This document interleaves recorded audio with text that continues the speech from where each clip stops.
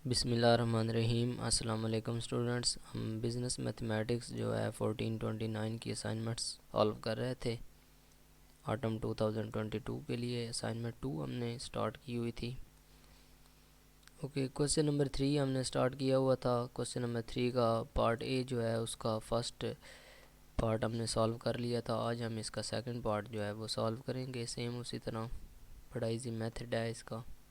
आपने जस्ट इसका derivative find करना है। F of X is equal to E raised power x cube plus one. ये E जो है इसकी पावर के अंदर एक्स क्यूब प्लस वन है। ये प्लस वन यहाँ ई के साथ नहीं है।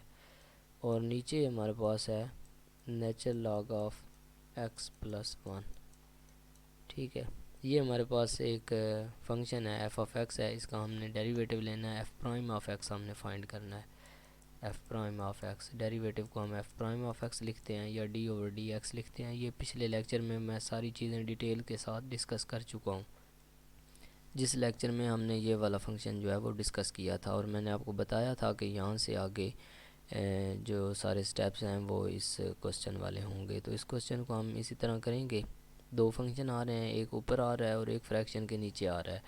तो फार्मूला मैंने आपको बताया था कोशेंट रूल का, कि अगर आपने डी ओवर डी एक्स लेना है एफ़ ओवर जी, कोई दो फंक्शन है, एक ऊपर है और एक नीचे है, तो आप क्या करेंगे, आपने नीचे वाले फंक्शन का स्क्वायर नीचे लिख देना है। ठीक है, फ्रैक्शन के नीचे आपने नीचे वाले फंक्शन का स्क्वायर करके लिख देना है। और उसके बाद नीचे वाला फंक्शन ऊपर एज इट इज़, और डेरिवेटिव आपने लेना है ऊपर वाले फंक्शन का D over D x of F. फिर आपने माइनस करना है, ऊपर वाला फंक्शन अब एज इट इज़ आएगा और दूसरी बार आपने डेरिवेटिव लेना है नीचे वाले फंक्शन का D over D x of G. Okay, ये वाला फार्मूला हम यूज़ करेंगे। सबसे पहले आपने एक स्टेप के अंदर तो आपने ये इस तरह लिखना है d over D x. Derivative just लिखना है कि हम इस तरह इसका डेरिवेटिव कर रहे हैं x cube plus one divided by nature log of x plus one. इस तरह आपने लिख देना है और फिर दूसरे स्टेप के अंदर हम इसका डेरिवेटिव फाइंड करेंगे। ओके, अब बड़ा ही आसान है। अब इस फार्मूला को आपने ज़हन में रखना है कि ये वाला फार्मूला है और इसको रिलेट करना है कि फॉर एग्ज़ाम्पल अगर इसको हम एफ़ सपोज़ करें और इसको हम जी सपोज़ करें, तो फार्मूला हमारे पास ये बनता है कि नीचे वाले फंक्शन का square natural log of x plus one whole का स्क्वायर, इस फंक्शन का स्क्वायर। और फिर ये नीचे वाला फंक्शन ऊपर as it is natural log of x plus one, ये ऊपर एज इट इज़ आएगा। और फिर आपने डेरिवेटिव लेना है d over D x of E raised power x cube plus one, इसका डेरिवेटिव आपने लेना है। फिर माइनस दरम्यान में लगानी है, माइनस लगाकर अब ऊपर वाला फंक्शन जो है e raised power x cube plus one, ये एज इट इज़ लिखना है। और साथ आपने डेरिवेटिव लेना है d over D x of नीचे वाला फंक्शन जो है ये natural log of x plus one, इसका डेरिवेटिव आपने साथ लिख देना है। तो इसको हम फाइंड करते हैं डेरिवेटिव को। नेचुरल लॉग ऑफ एक्स के एक्स प्लस वन जो है इसमें तो कोई चेंज नहीं आएगी, ये सेम एज इट इज़ लिखेंगे। इसके बाद इस फंक्शन का डेरिवेटिव लेना है। किस तरह डेरिवेटिव लेंगे, अगर हमारे पास कोई एक्सपोनेंशियल फंक्शन हो ई रेज्ड पावर एक्स और उसका हम डेरिवेटिव कर रहे हो विद रिस्पेक्ट टू एक्स, तो हमारे पास जो आंसर आता है वो ई रेज्ड पावर एक्स ही आएगा। ठीक है, ई रेज्ड पावर जो भी होगा फंक्शन उसका डेरिवेटिव वही आएगा। और फिर जो ऊपर वाला ये फंक्शन होता है ना, इसका फिर साथ आपने डेरिवेटिव लिखना होता है। अब यहाँ पे चूँकि ये x है तो x का डेरिवेटिव वन नहीं होता है, तो इसलिए इसका आंसर हम ई रेज्ड पावर एक्स और ये इस तरह लिखते हैं। ठीक है, लेकिन अगर यहाँ पे कोई और फंक्शन आ जाता है तो उसका डेरिवेटिव आपने साथ लाजमी लिखना है। फॉर एग्ज़ाम्पल अब ये वाला जो है इसका मैं इकट्ठा डेरिवेटिव लेना चाह रहा हूँ। हमारे पास डी ओवर डी एक्स है e raised power x cube plus one, ये हमारे पास इसका डेरिवेटिव है। तो सिंपल आपने इसको इसी तरह लिख देना है e raised power x cube, जो भी फंक्शन इसकी पावर में आ रहा है उसको आपने एज इट इज़ लिख देना है। और फिर उसके साथ आपने डेरिवेटिव लेना है ऊपर वाला जो फंक्शन है एक्स क्यूब वाला, उसका डेरिवेटिव। ठीक है, अब ये वाला जो फंक्शन हमारे पास आ रहा है वो डेरिवेटिव के अंदर आ जाएगा। तो ये e raised power x cube plus one उसी तरह आ गया। और इस फंक्शन का डेरिवेटिव हम लेंगे, अब ये दो टर्म्स हैं प्लस हो रही हैं, तो एक्स क्यूब का अलहदा डेरिवेटिव लेना है और वन का अलहदा।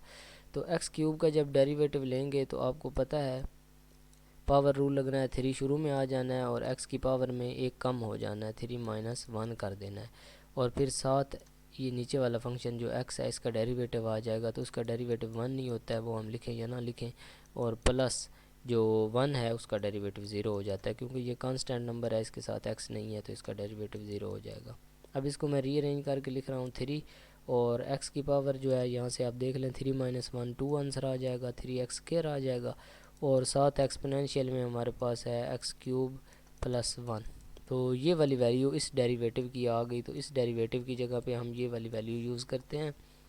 तो यहाँ पे मैं लिख रहा हूँ जी 3x स्क्वायर। डायरेक्ट स्टेप में आप ये बेशक ये वाला जो सारा काम मैंने अलहदा किया है वो आप यहाँ पे भी स्टेप्स में करते जाएं, तो इससे कोई इशू नहीं है, स्टेप्स आपके बढ़ जाएंगे। और ये आपने इसी तरह ही लिखना है, क्योंकि हर स्टेप के अपने नंबर होते हैं। तो मैं आपको समझाने के लिए यहाँ पे अलहदा कर रहा हूँ।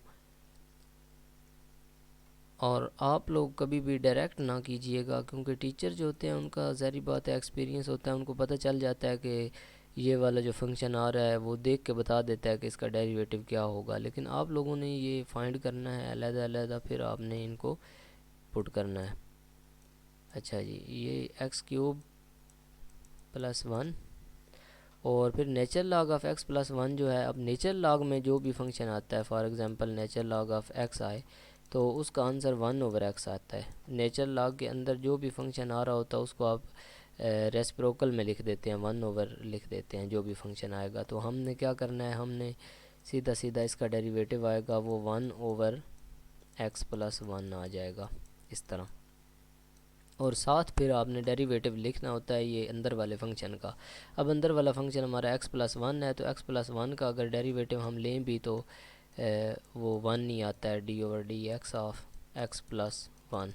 ये अंदर वाला फंक्शन जो होता है, यहाँ पे x प्लस 1 है ना, अब तो यहाँ पे x प्लस 1 आ जाएगा। तो अंदर वाले फंक्शन का डेरिवेटिव आपको पता है, x प्लस 1 का जो डेरिवेटिव है, x का डेरिवेटिव 1 होता है और 1 का डेरिवेटिव 0 है। 1 प्लस 0 1 आंसर आ जाएगा, और 1 को इससे मल्टीप्लाई करेंगे तो यही आएगा। ओके जी, नीचे जो हमारे पास फ्रैक्शन से नीचे है nature log of x plus 2 whole square, ये सेम एज इट इज़ आ जाएगा। ओके जी, अब यहाँ पे हमारा जो डेरिवेटिव्स वाला काम है वो सारा ख़त्म हो चुका है। अब रेस्ट इज़ आवर सिंप्लीफिकेशन। जो काम रहता है वो हमने सिंप्लीफिकेशन करनी है। सिर्फ सिंप्लीफिकेशन आपका प्रीवियस नॉलेज है, आपने अलजेब्रा वगैरह थोड़ा बहुत पढ़ा ही होगा, तो वही चीज़ें हैं, बस आपने यहाँ से कॉमन लेने हैं, प्लस माइनस करनी है। तो सिंपल चीज़ें मैं यहाँ से कुछ करवा देता हूँ।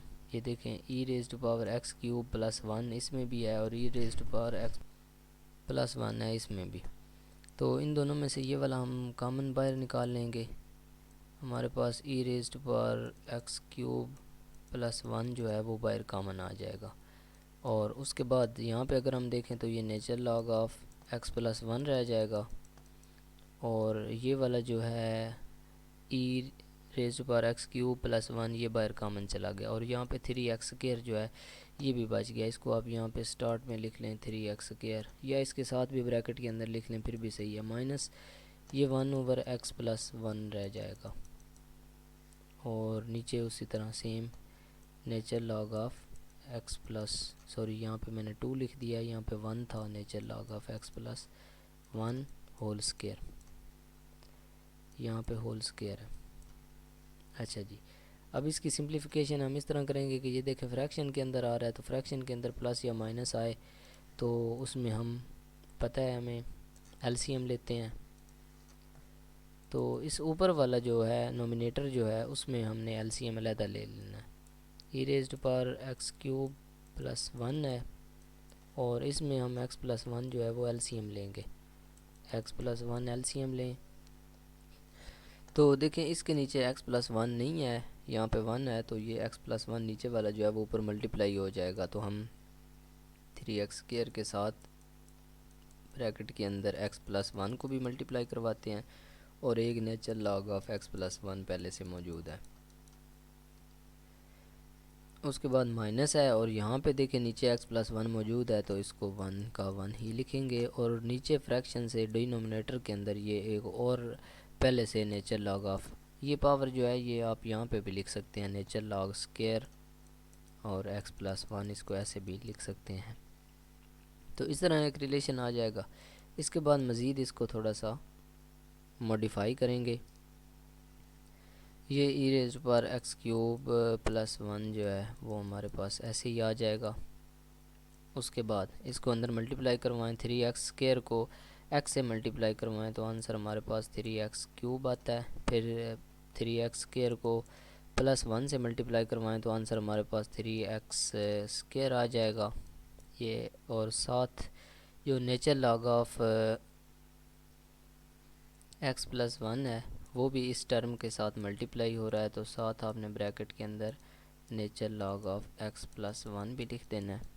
ये लिख के इसके बाद माइनस लगाएंगे, माइनस ये वाला 1 है और ये सारी एक ब्रैकेट है, क्योंकि ये e⁻x³ + 1 जो है ये इस पूरी ब्रैकेट के साथ मल्टीप्लाई हो रहा है, इस वाली टर्म के साथ और इस -1 के साथ। और ये आपको बता दूं कि ये एक ही टर्म है, क्योंकि ये दोनों मल्टीप्लाई हो रहे हैं, दोनों फैक्टर, ये एक फैक्टर है और दूसरा ये दोनों आपस में मल्टीप्लाई हो रहे हैं और उनके साथ ये भी मल्टीप्लाई हो रहा है। और फिर -1 हो रहा है, ये दूसरी टर्म है, उसके साथ भी ये वाला मल्टीप्लाई हो रहा है, क्योंकि ये हमने इन दोनों में से कॉमन लिया है। उसके बाद नीचे ये वाला जो नीचे x+1 है ये नीचे डिनोमिनेटर में चला जाएगा, क्योंकि यहाँ पे भी ये डिनोमिनेटर में है, ये डिवाइड हो रहा है। और यहाँ पे नीचे हम इसके साथ इकट्ठा लिख देते हैं, x+1 को शुरू में लिख देते हैं और नेचर लॉग स्क्वायर x+1 जो है इसको ऐसे लिख देते हैं। अब मज़ीद इसको हम सिंप्लीफाई करना चाहें तो नहीं कर सकते और कोई चीज़ कैंसिल भी नहीं हो रही, तो यही हमारा जो है वो फाइनल आंसर होगा, क्योंकि ये इसकी सिंपलेस्ट फॉर्म है। ये जो नेचर लॉग ऑफ x+1 है और नेचर लॉग स्क्वायर x+1 है, ये इन वाले फैक्टर्स के साथ मल्टीप्लाई नहीं हम करवा सकते, क्योंकि ये एक लीनियर फंक्शन है और ये लॉग वाला फंक्शन है, तो लॉग वाला जो है वो लॉग वाले के साथ ही सॉल्व होगा।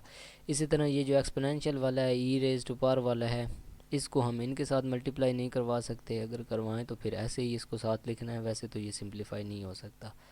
तो यही हमारी सिंप्लीफाइड या सिंपलेस्ट फॉर्म जो है इसकी आ गई है क्वेश्चन की, क्योंकि हमने इसका डेरिवेटिव लेकर आगे इसके आंसर को हमने सिंप्लीफाई करना होता है, जहाँ तक ये हल हो सके इसको हमने हल करना होता है। तो ये हमारा आंसर आ गया। इस क्वेश्चन से रिलेटेड अगर आपका कोई भी क्वेश्चन हो, कोई भी क्वेरीज हो तो वो आप कमेंट सेक्शन में पूछ सकते हैं या व्हाट्सएप पर कांटेक्ट करके पूछ सकते हैं। ठीक है जी, इसकी प्रैक्टिस कीजिएगा अच्छे से। उम्मीद करता हूँ आपको इसकी समझ आ गई होगी। मिलते हैं जी नेक्स्ट लेक्चर के अंदर। अल्लाह हाफिज़, टेक केयर।